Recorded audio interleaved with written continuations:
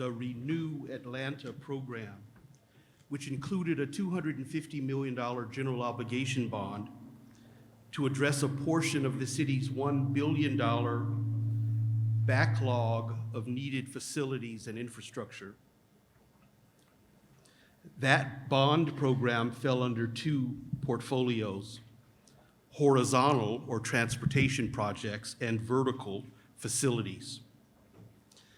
In 2016, Atlanta citizens approved a transportation special purpose local option sales tax, that's T-SPLOST, and that's a mouthful, which would generate an additional $260 million to fund significant and expansive transportation infrastructure.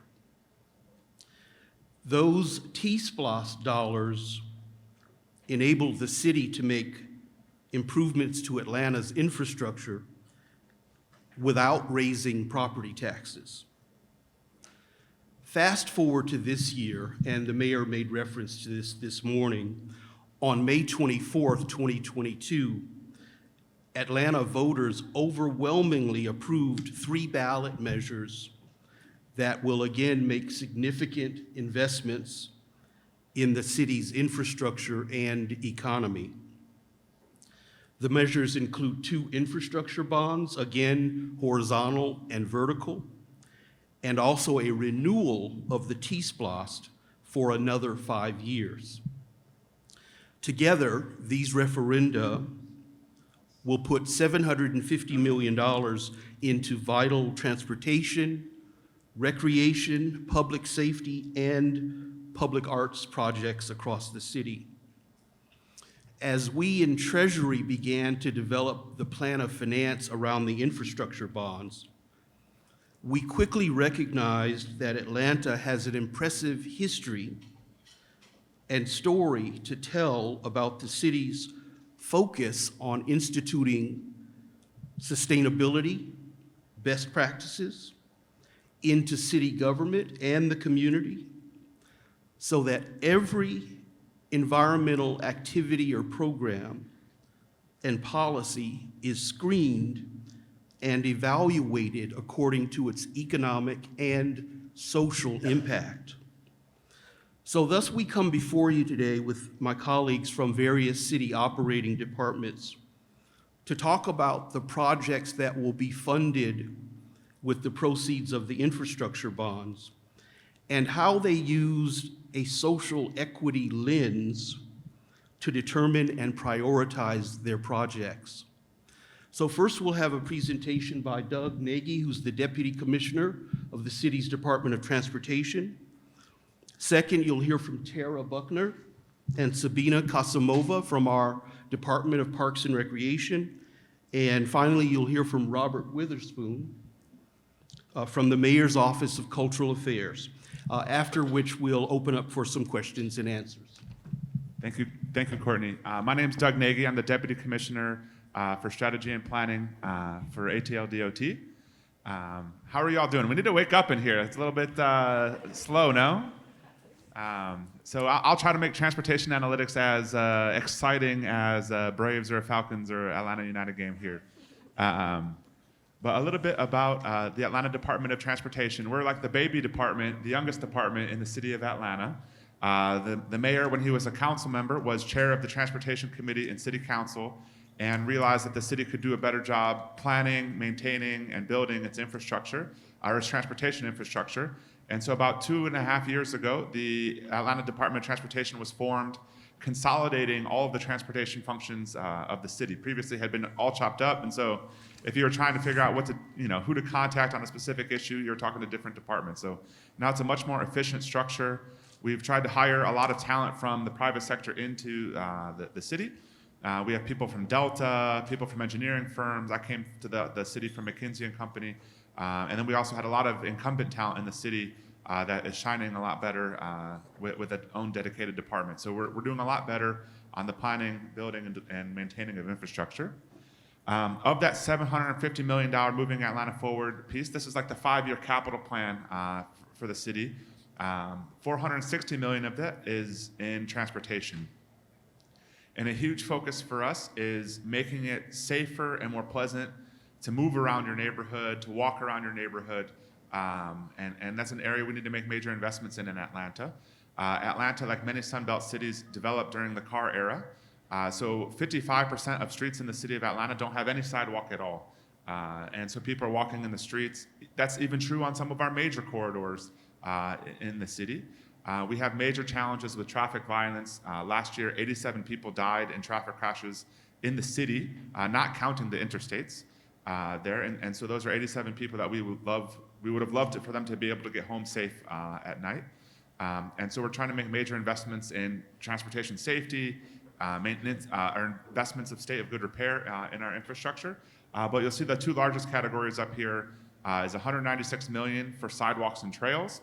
You know, it's wonderful to have a belt line. It's even better if you can actually get to it from your house and walk there, right? And so we have a very network mentality there, both with sidewalks and trails. And then the second one is safe streets and protected bike lanes. A lot of our streets were designed for maximum speed. And so there's, people are speeding and then sitting at the light. And so it's not actually getting them there any faster to their destination, but it's creating a lot of risk for people that live in the core of the city. And, Atlanta is very diverse, but almost universally, the thing we hear from residents in every corner of the city is, oh my goodness, the traffic's going through my neighborhood way too fast there. And so that's where we want to redesign more of our streets to be slower speed, but still maintain the flow of traffic, be safer, and provide facilities such as protected bike lanes that are scientifically proven through engineering studies to make streets safer and help people get to those amenities like the Beltline. So me being a data nerd, this is the analytics part, so feel free to cheer if you like analytics.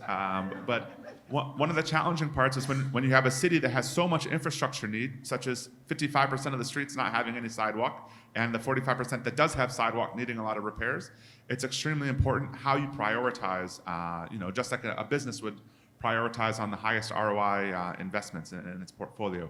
And so we've tried to put our values to do that same type of ROI approach here. So we have a framework that we call safety, equity, mobility, and then essentially a state of good repair type prioritization as well. We put these two numbers together and can rank then projects in the city. So to give you an example from sidewalk, for safety, equity, and mobility, safety is we analyze where are pedestrian crashes happening in the city. Where is the highest risk place? Perhaps that's suggestive of the sidewalks not being in a state of good repair or the sidewalks being missing. Equity, we want to, especially important in neighborhoods where people can't afford a car, to provide means for people to walk to the bus, walk to the store, walk to MARTA. And so equity, we have an equity lens there. And then mobility. If we have to choose between building a sidewalk in a very busy location versus the dead end of an industrial cul-de-sac where all of y'all might say, is anyone ever going to walk on this sidewalk? We definitely want to pick that sidewalk that's most needed. And then with this methodology, we're able to rank every single sidewalk, every single block in the whole city that's missing sidewalk, and tell you which one is the number one in the city. And so it actually shocked us. I had one that was called Mount Zion Road in Glen Rose Heights that was my number one before we did this analysis, because I had been over many parts of the city, and Glen Rose Heights is a very dense part of the city, and I was thinking to myself, there's nowhere worse than Mount Zion Road in Glen Rose Heights, where it's like an off and on sidewalk, and then you have to walk up Browns Mill Road where there's no sidewalk. There, I want to say there was 10 or 15 streets worse than Mount Zion Road once we ran the numbers there, which was quite shocking to us. And doing the analytics in this style allows more of an approach similar to going to get a CAT scan or a blood test at the doctor. It really shows you where some of the problems are. So to give you an example, the most highest ranked in terms of need sidewalk in the whole city is underneath I-20 on Westlake Avenue. And this is a block south of the MARTA station. So you can't walk, so typically you draw a big circle around a transit station and say that's the walk shed of an area. Here you can't walk anywhere to the south from Westlake MARTA station because there's no sidewalk on this missing link, right? So we spent billions and billions, what today would be billions and millions of dollars to build the MARTA system, but we never finished the sidewalk 1 block away that connects to the whole other half of the walk shed there. And so we found a lot of examples like this around the city that we've put into this package. And so we're very excited about this package being transformative for many of the communities in the city. We also did a lot of geographic balance in this, and so we ran similar models for Buckhead of where are the missing links of sidewalk? And a lot of times there was, oh wow, these 3 blocks in Buckhead have apartments. There's a public school at the end, and there's no sidewalk.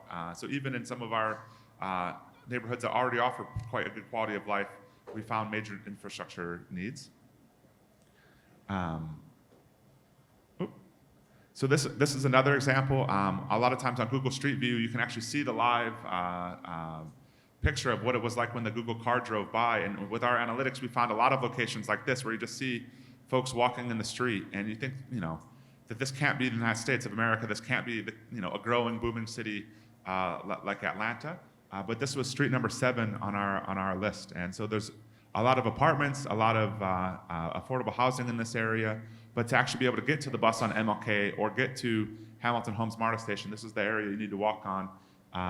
And it's quite stark where we need to invest. And so we were weirdly kind of happy when we saw this because we knew that our analytical model was working to identify it. But but now where we know the problem is, we need to fix it there. And then also, we have a lot of trails that we're planning. This is Proctor Creek Greenway. This is by the new West Side Park over on the west side. I want to say there's about 10 trail projects in this package in all corners of the city, and so it'll be quite transformative. This was phase 1 of this trail. Phase 2 will be built as part of this Moving Atlanta Forward package. We have a wonderful partnership with the Path Foundation, and so we're really trying to create a network across the whole city so that no matter where you are in the city, you'd be able to get to the Beltline on a trail like this or a protected bike lane like this. So thank you for paying attention to the analytics. We'll move over to Parks and Rec now. All right, Parks and Rec. Good morning, everyone. I'm Tara Buckner, and I'm here with my colleague, Sabina Kasimova, and we are excited to talk to you about all the great things that are going on at the Department of Parks and Recreation, namely Activate ATL Activate ATL Recreation and Parks for All 10-year comprehensive master plan. Thank you. All right, so what is Activate ATL? Well, it's our master plan. It was developed over 10 years and was adopted last December. It's a part of the city's overall comprehensive plan and integrates the Atlanta City Designs of values of access, equity, progress, ambition, and nature, as well as other plans for parks. The 3 main goals of Activate ATL are to invest in parks and recreation, connect our internal and external resources, and grow our overall system, with a special focus on advancing parks and recreation equity. When we embarked on the planning effort, we wanted to make sure we heard from as many voices as possible despite the pandemic. So DPR sponsored the most robust public engagement effort it had ever undertaken. And so this slide shows you all the things that we did to get input. And then on the left there, you'll see that we developed an app, which we're using now as a part of our long-term strategy. And then upon completion of the master plan, we also developed its partner strategic plan to make sure that we could get through the first 5 years of the plan. So now, why a comprehensive plan now?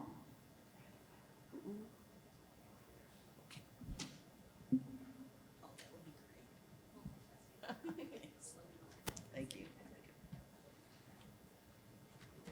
So why a master plan now? Well, Metro Atlanta is the 4th fastest growing in the country, and there are estimates that we will triple in population over the next 30 years. So Activate ATL lays out the vision, goals, and action steps for addressing Atlanta's future needs in open space, amenities, and recreation for all. And recreation for all refers to the fact that equity was a driving force for our master plan. And so you ask the question, why is equity so important in our city? Next slide, please. So this slide shows all of our parks in green, and then it shows in black, it shows the areas that were once redlined. And for younger people, redlining is where the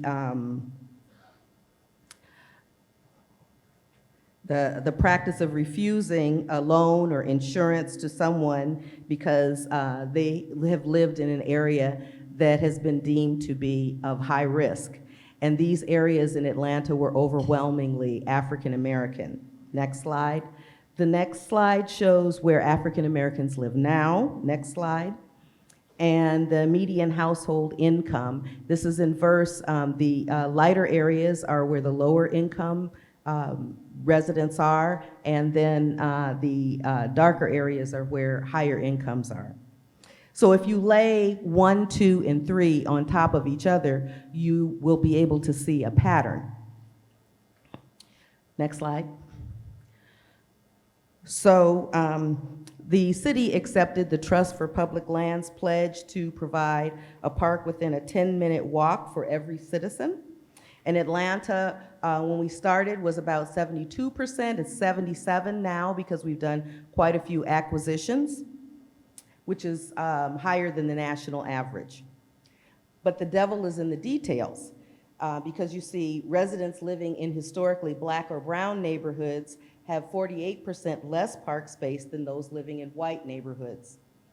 Now, we have something called conservancies, and the map doesn't show you that some of the parks in historically white and wealthy areas have conservancies augmenting park maintenance funding. Because they've been around so long and they have deep pockets, newer parks will never be able to catch up to the types of funding that those other parks are able to do. Next slide, please. And so this is where equity is important. Atlanta's one city, and in the pandemic, we certainly know that great parks improve livability, health, and well-being in a community. Next slide, please. Nope, there's something missing. Okay. So DPR's goals now align with Activate ATL, and DPR is now in the implementation stage of the plan. We have 71 infrastructure bond projects that are horizontal and vertical, totaling nearly $147 million. And as previously mentioned, Activate ATL, equity was a driving force of the plan, so I'm going to turn it over to Sabina Kasimova to talk about the equity data tool that is in partnership with the Activate ATL. Thank you, Tara. I'm excited to be here with you all today to share about the new City of Atlanta Parks and Recreation Equity Data Tool. So this tool is actually the result of a 3-year partnership with Bloomberg Associates to evaluate needs and help guide equitable investment and improvement as we work to implement Activate ATL over the next 10 years. And for shorthand to save us time, I'll call it the DPR EDT moving forward, because it's definitely a mouthful. So the DPR EDT is an online interactive mapping tool for evaluating Atlanta's parks and recreation centers while also evaluating neighborhood determinants of health. And on this slide here, you can see a screenshot of the tool, which is available for everyone to explore at activate-atl.com. So this tool will help DPR determine which parks to prioritize for future funding and investments using data-driven models to help with visualizing and communicating inequities and disparities across Atlanta's neighborhoods. And consistent with the Activate ATL plan, the DPR EDT helps to formalize and operationalize the consideration of disparities in Atlanta's parks and recreation. And the tool will also help to track the impact of DPR's work beginning at a baseline. The EDT uses 54 data points across 6 maps. Data includes physical conditions, historic capital funding, community perceptions of Atlanta's parks and recreation centers, neighborhood determinants of health, health data, and levels of green space, access, and acreage. A lot of the internal data was actually sourced from the Activate ATL planning effort. And the EDT is presently used by DPR to support equitable prioritization and implementation of Activate ATL. The data-driven models in the EDT help to accurately identify disparities and in turn helps to determine strategies to eliminate disparities. Also to measure success and ensure equitable funding practices for capital investments, programming, and maintenance.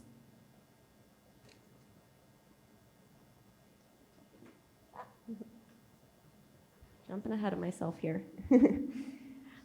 So now, to elaborate on the community needs score that was shown in the tool.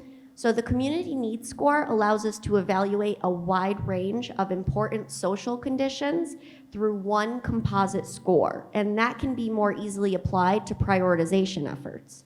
So on this table here, it shows all 24 data points that make up the community needs score. And again, in the interest of time, I won't read through all of them, but you can definitely see here how, oh, I'm so sorry. This is my favorite slide too.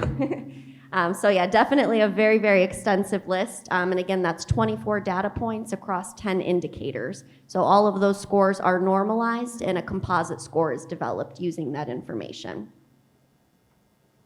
Going on to the total need breakdown. So in addition to the community need score, as I mentioned, we also established the same normalized and composite scores across several other categories that we have listed here. And that allows us to develop an overall total park or rec center need score by site. And these total scores are used to create a list of parks or rec centers with the greatest need. And that's then used to guide our prioritization efforts. The park design team would also look more closely at the scoring breakdown to better understand the specific conditions and details of the site or neighborhood in question. Ultimately, the tool will help to track our impact, allocate funding, build collaborative efforts across the city, and support cross-departmental and organizational collaboration. And furthermore, parks and recreation efforts will be connected to health equity and life expectancy by providing specific park and recreation recommendations to help improve Atlantans' health and quality of life.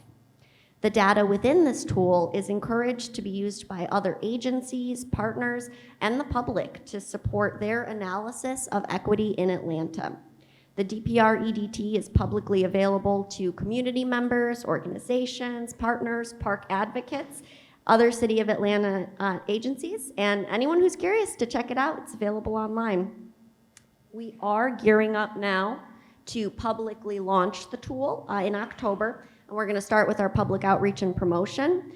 So please visit activate-atl.com. You can email activate-atl@atlantagA.gov, or you can connect with us via the Happy Feet-Atlanta Parks app if you want to learn more. So we definitely hope you'll explore the tool and stay connected with us. Thank you all so much.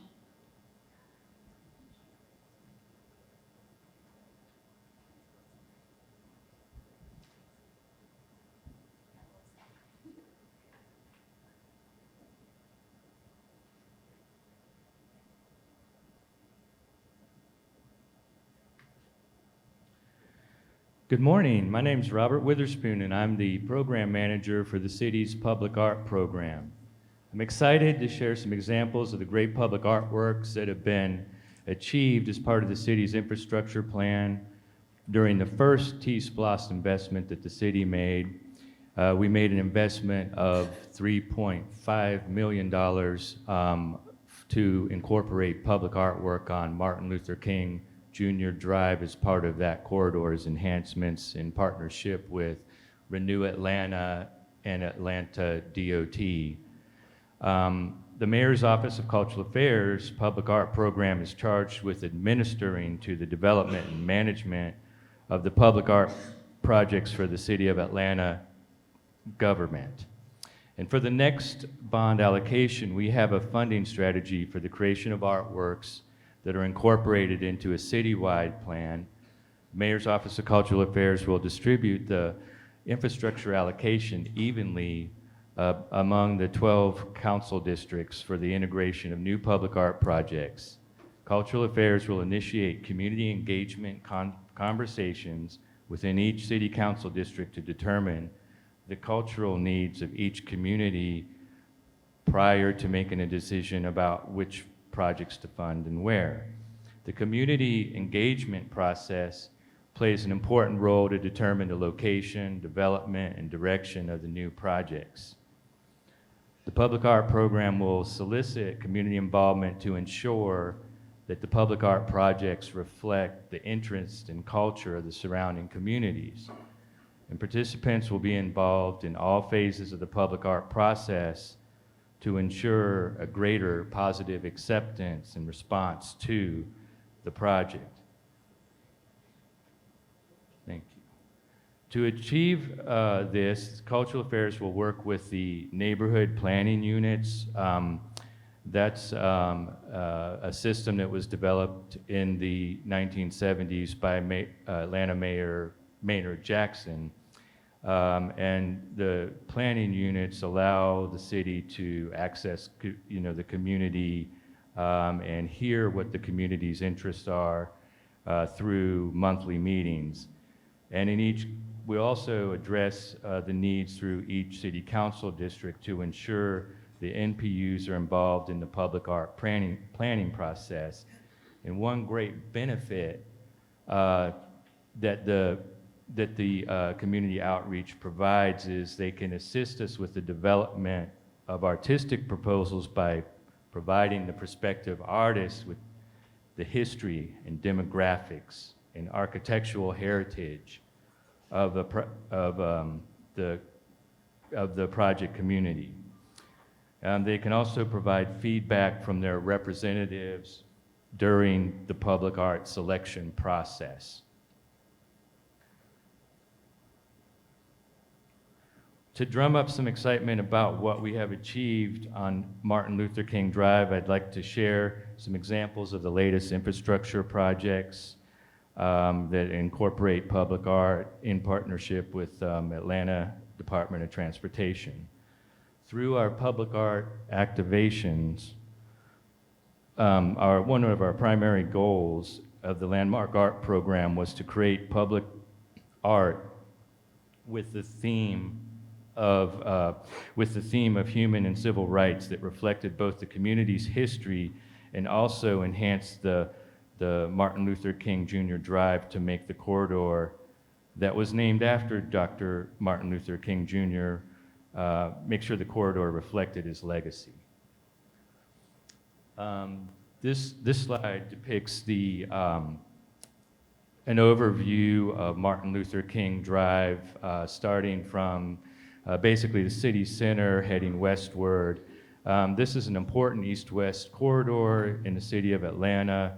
It's connecting regional destinations as well as providing access to the businesses, communities, and other resources along the corridor. At the east side of the corridor, we have the Atlanta University Center and historic black colleges, and on the west side, you have the Adamsville community, and once you go through the Adamsville community, you're basically at the city limits. The artworks were spread evenly throughout the corridor.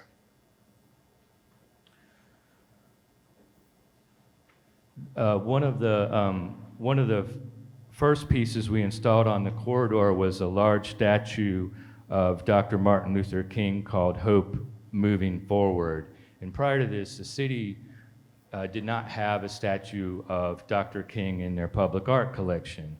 The artwork was by Basil Watson. It's installed at the entrance of the corridor, and we commissioned a 12-foot bronze statue that sits on a 6-foot pedestal, making this one of the largest bronze sculptures in the city's public art collection.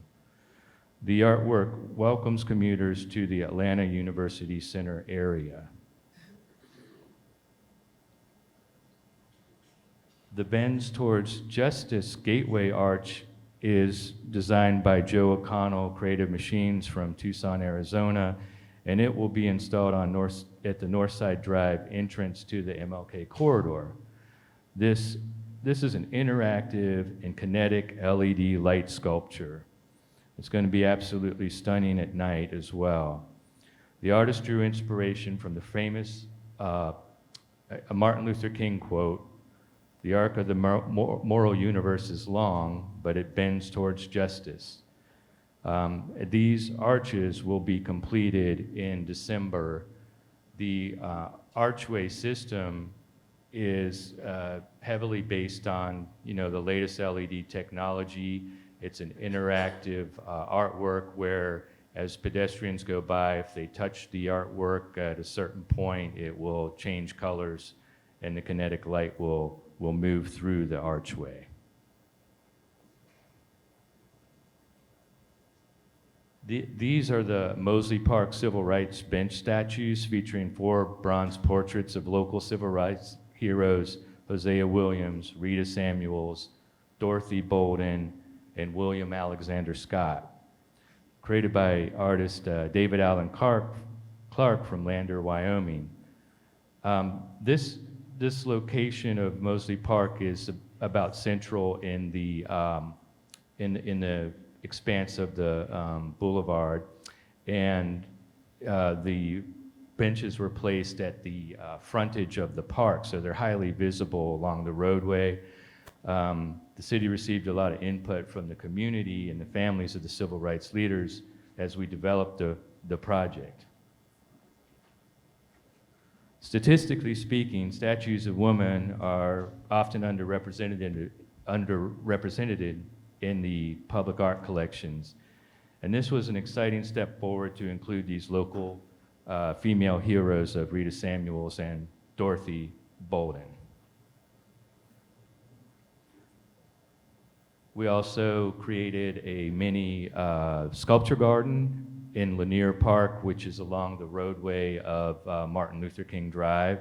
It was something that the Department of Transportation had designed with city planners. There's a pedestrian path, and the sculptures create a great focal point and resting area for people that are walking along the path. There's some park benches and seating nearby.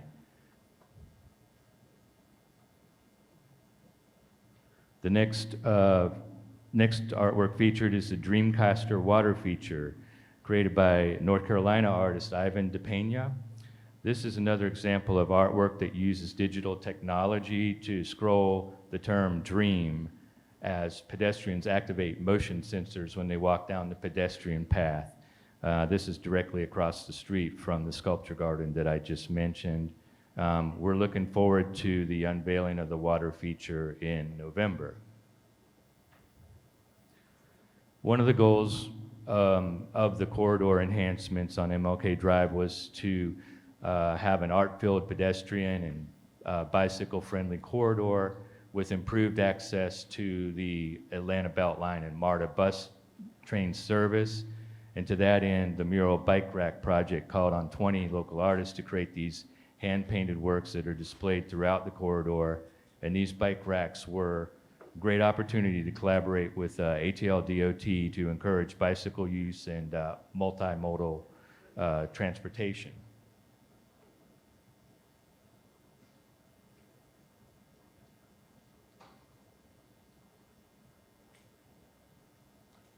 And then we also have a smaller project that's active right now where we paint utility box murals.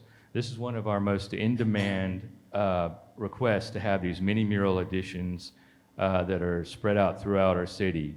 Currently, we have 15 commissioned artists working on location on MLK Drive to beautify the corridor.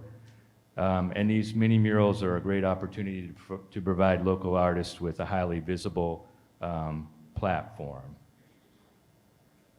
Lastly, the Martin Luther King Jr. Memorial Mural was created by the late artist Louis Del Sarte and is set to be installed at the end of December.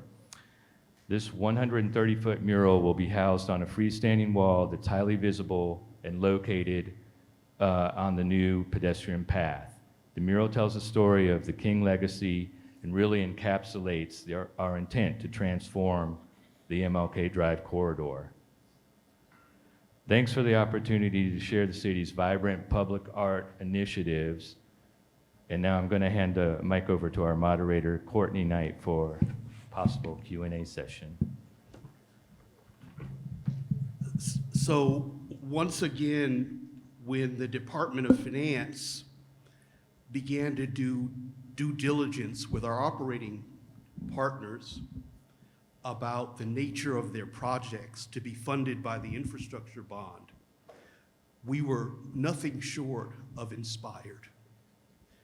And I'd like to ask for your round of applause for our representatives.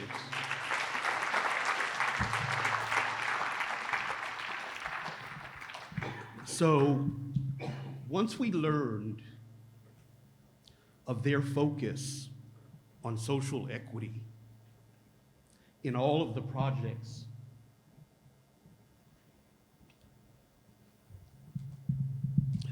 and y'all know the fastest growing segment of the capital markets is what we call ESG, environmental, social, and governance. This segment of the market is doubling every year. Trillions of dollars from institutional investors are pouring into the ESG sector as those institutional investors realize that their customers want to do more with their money than just earn a return. They want to do good works. So we've decided to structure the $400 million infrastructure bond as a social bond. And finance has gone out and engaged a firm called Sustainalytics, which will do even further due diligence on all of these projects. They'll dig into the methodology that was used to identify the projects, prioritize the projects, and ultimately they will give us a stamp of approval with respect to our bonds meeting the United Nations Sustainable Development Goals and social bond principles. That stamp of approval will enable us to market the bonds to investors who are, again, driven to do good with their money.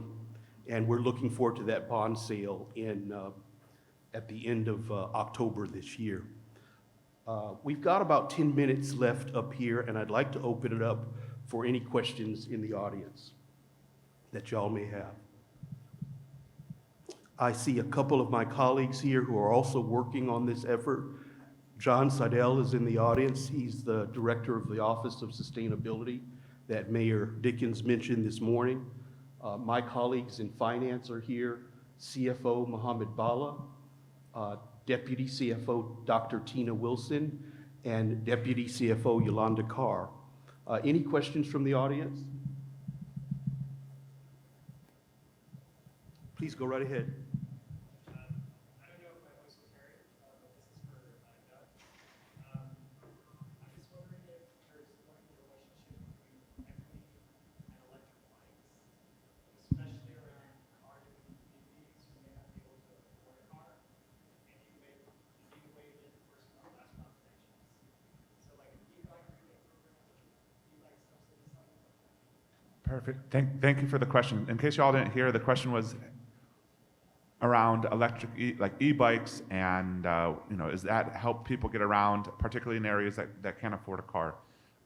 If you're not familiar with the e-bike, basically a battery powered bike that you charge in your house or at your place of employment, and it dramatically makes it easier to climb hills, go much larger distances, and it's a growing trend around the city. And I think there's also a specific question about rebates there.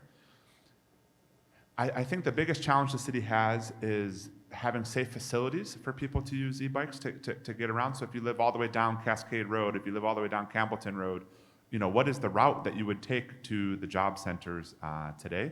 And so that's partly what we're working on with this Moving Atlanta Forward package is how do you build out a usable bicycle network that's safe, that you would feel safe with your 12-year-old going to school all along. I like that analogy that the Beltline used of people going to school. So we've heavily focused on that network component. In terms of a rebate program, The most famous one is in Colorado, where I think the state of Colorado has one, and the city of Denver is, I think, expanding one as well. The city of Atlanta doesn't have a rebate program yet. I think it's a wonderful, nice to have. If someone from finance could help us out with funding, we'd be happy to do it. But I think that gets to the point of how do you shift modes in the city, and how do you, if everybody drives alone in their car, we're all going to be stuck in traffic, right? So, for instance, today I walked here because I was lucky enough to live 15 minutes away, and there were sidewalks and pedestrian signals, and so I didn't get in anybody's way on the way here, right? And so we need to shift as many people to transit as possible, as many to cycling. And I think in a climate like Atlanta, I have a colleague that has an e-bike that rides from Southeast Atlanta to City Hall every day for work, 365 days a year, and doesn't have to break a sweat because it's so simple on an e-bike. So I think that's an exciting area of mobility, and one that we're very interested in. Thank you, Doug. Yes, ma'am. Hi, Adelaide Steele with the Atlanta Housing Authority. How are you guys looking at the new federal funding coming down and sort of leveraging your own investment in infrastructure with those opportunities? Perfect.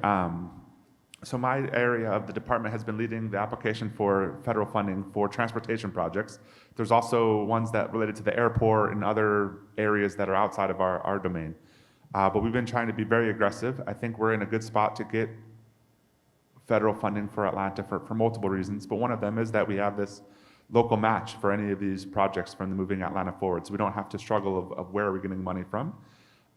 And so one of the things is, when you seek federal money, you want to make it worth the squeeze, because federal dollars come with a lot of stipulations. You have to do environmental studies. You essentially have someone meddling in your project, to be blunt about it.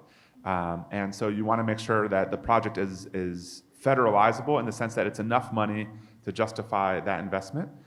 So there's a couple categories that we have that we're seeking federal money for.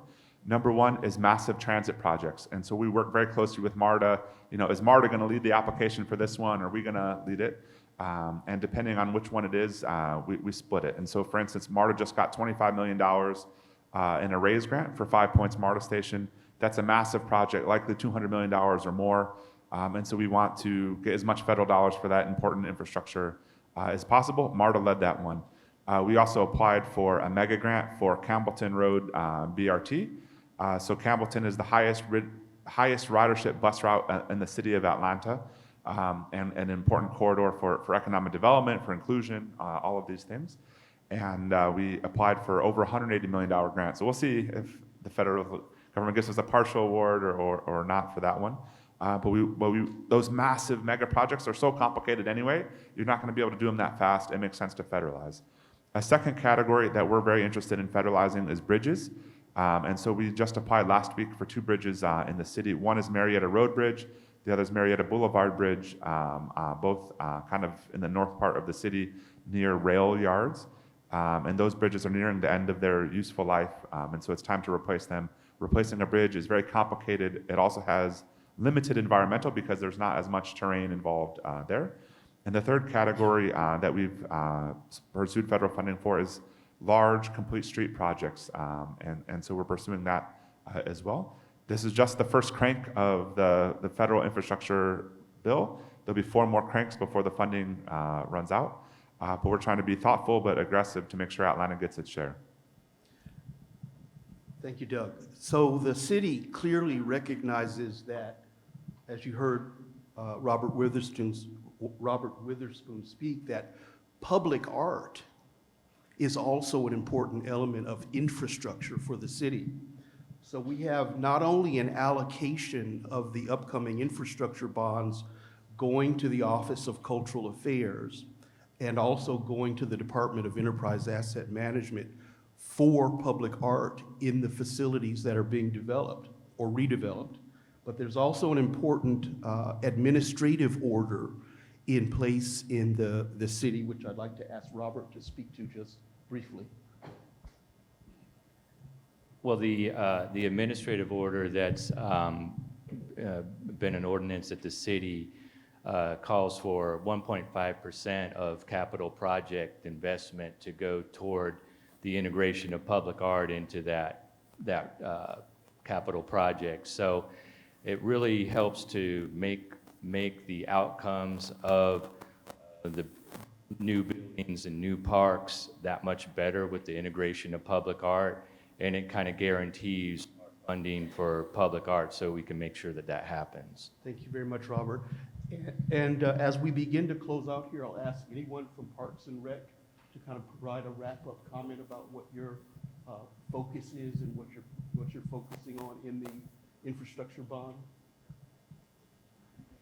Okay, my slide showed that we have several areas that we want to focus on. Safety and security, that's a top priority. People want to be able to come to our parks and feel safe, but also addressing the maintenance that we have, that we need to address, as well as growing the system and following that whole idea of investing, connecting, and growing our system. Thank you, Tara. So, thank you. With that, I think we can wrap it up unless there are any other questions. Okay, I will wrap it up here. And again, thanks to our operating department partners, DOT, Parks and Rec, and the Office of Cultural Affairs.